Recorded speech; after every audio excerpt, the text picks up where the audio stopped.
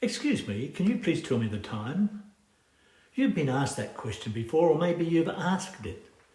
Now, time is an interesting subject, and in a sense, most of us in one way or another seem to be constrained by time. If only I had a little more time. Now, I think of a well-known movie scene in which Crocodile Dundee glances at his friend's watch, and then, so that he may impress a young lady, he glances up at the sun before telling her the time exactly to the minute. She was suitably impressed. Now, my own dad used to look at the position of the sun for an estimation of the time. In fact, I recall when out in the paddock as a young boy on the farm, I saw him many times glance toward the sun simply to gauge how the day was going and when to have lunch or when to get the cows in or whatever had to happen. He wasn't always accurate, but close enough for the purpose.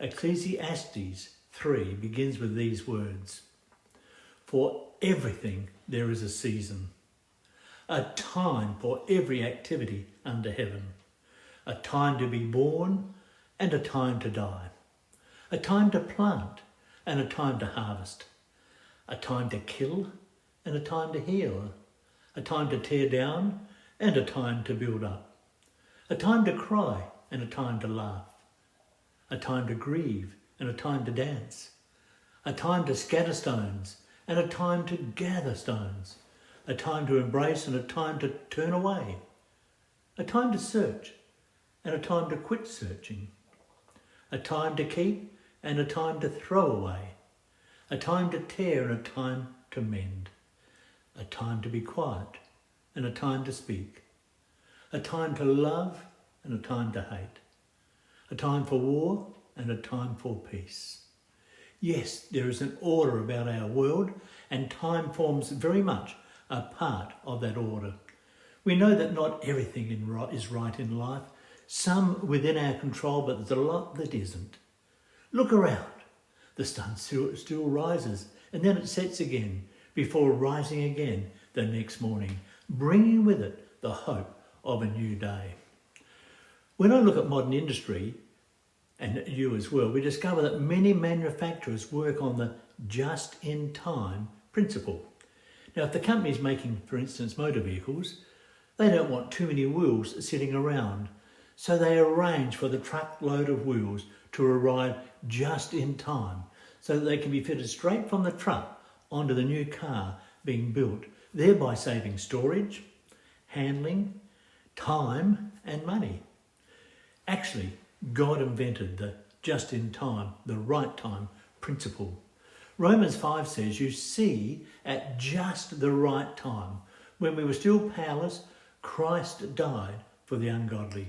Very rarely will anyone die for a righteous person, though for a good person someone might possibly dare to die. But God demonstrates his own love for us in this: while we were yet sinners, Christ died for us. Wow, what a wonderful truth. And everyone's favourite verse, John 3:16, reminds us that for God so loved the world that he gave his only Son, that whoever believes in him will not perish, but have everlasting life. And notice that this happened at just the right time. If there are moments when you see chaos around you, when you are wondering, where is God in all this? Hold firmly to the promise given in Hebrews 13:5. "I will never leave you nor forsake you." Words of Jesus. In Jeremiah 21:11, God says, "For I know the plans I have for you, declares the Lord.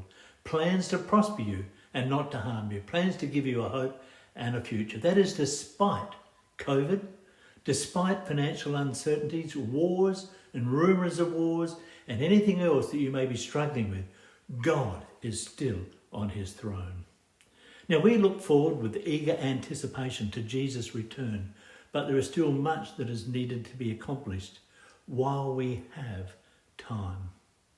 I close with Mark 13:33. "And since you do not know when that time will come, be on guard and stay alert." Have a wonderful week, and remember that we are blessed to be a blessing.